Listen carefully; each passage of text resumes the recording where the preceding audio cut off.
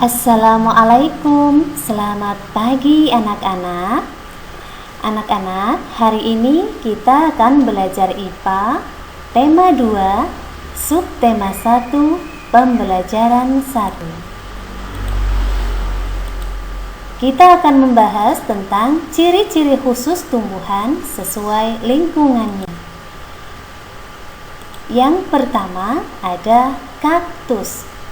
Sudah pernah melihat ya anak-anak ya tanaman kaktus ya. Nah, kalian bisa melihat contoh gambar tanaman kaktus pada layar HP kalian ya. Ciri dari tanaman kaktus yang pertama yaitu daun berduri karena untuk mengurangi penguapan. Ciri yang kedua, batang tebal untuk menyimpan cadangan air. Ciri yang ketiga adalah akar panjang karena untuk menyerap air ya. Tanaman kaktus ini memiliki akar yang panjang ya. Karena tanaman kaktus adalah jenis tanaman xerophyt yang bisa hidup pada daerah yang gersang. Jadi tanaman ini memiliki keunikan yaitu akarnya panjang sehingga mampu untuk menyerap air. Ya anak-anak, tanaman yang kedua adalah tanaman eceng gondok. Nah, bagi kalian yang rumahnya di pedesaan dan banyak sawah, pasti banyak terdapat tanaman eceng gondok ya. Ciri dari tanaman eceng gondok yang pertama adalah batang berongga agar dapat mengapung di air.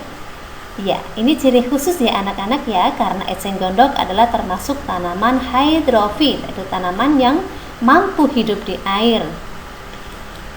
Ciri yang kedua, akarnya lebat karena untuk menjaga keseimbangan.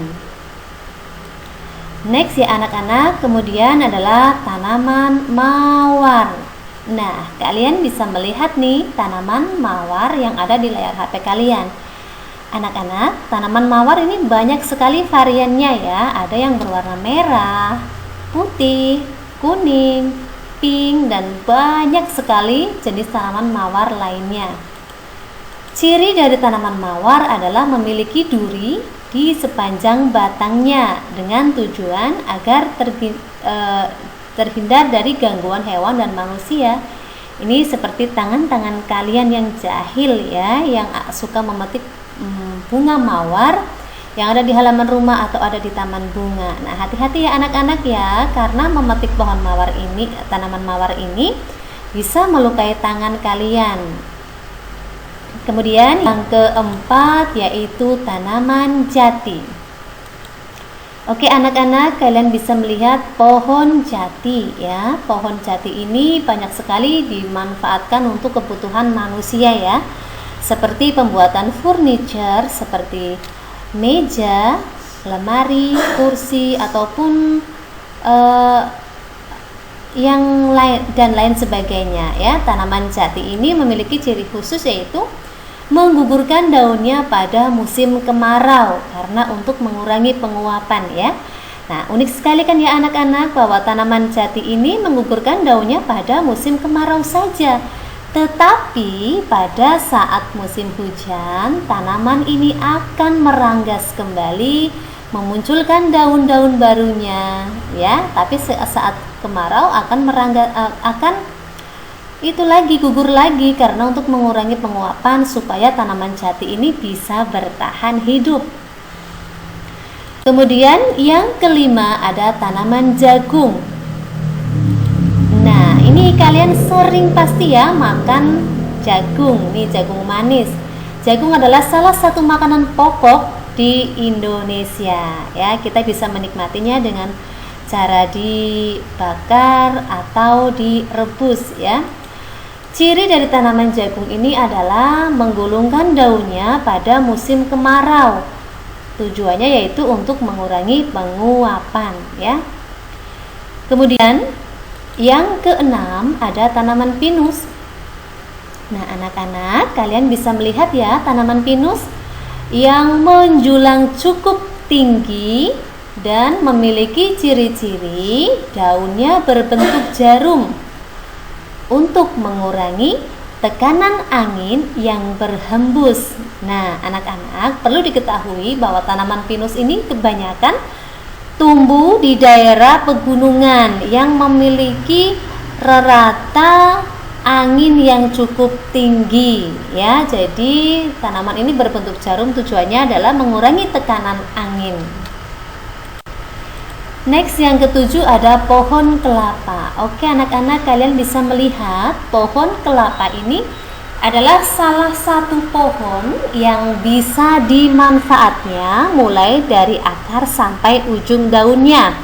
Batangnya yang biasa digunakan untuk pembangunan rumah, kemudian daunnya bisa dibuat untuk membuat sapu lidi, kemudian daun yang masih muda juga bisa digunakan untuk membuat ketupat. Dan buahnya ini bisa dibuat santan, airnya pun sangat bagus untuk dikonsumsi untuk kesehatan kita. Pohon kelapa memiliki ciri-ciri yaitu memiliki batang yang kuat dan lentur, kuat tetapi lentur agar tidak mudah patah saat terkena angin. Ya, benar sekali ya, karena pohon kelapa ini mayoritas banyak kita temukan di daerah pesisir pantai, di mana angin itu memiliki kekuatan yang sangat tinggi dan cepat di sana, sehingga pohon kelapa ini memang batangnya kuat dan lentur sehingga tidak mudah patah saat diterpa oleh angin yang sangat kencang. Oke, lanjut ya anak-anak, yang ke-8 ada pohon bambu. Nah, ini anak-anak salah satu jenis pohon yang berbahaya apabila kita mendekatinya. Tapi anak-anak juga harus tahu bahwa anak dari pohon bambu atau bambu yang masih muda ini juga bisa dimasak ya anak-anak ya, yang istilahnya disebut dengan rebung. Nah, ini kalau dimasak juga enak ini anak-anak. Nah, ciri dari pohon bambu yaitu memiliki bulu halus di seluruh tubuh bambu karena untuk menghindari atau melindungi diri dari musuh. Nah, apabila tangan kita terkena bulu halus dari bulu bambu ini akan terasa sangat gatal. Oke, maka kita harus berhati-hati.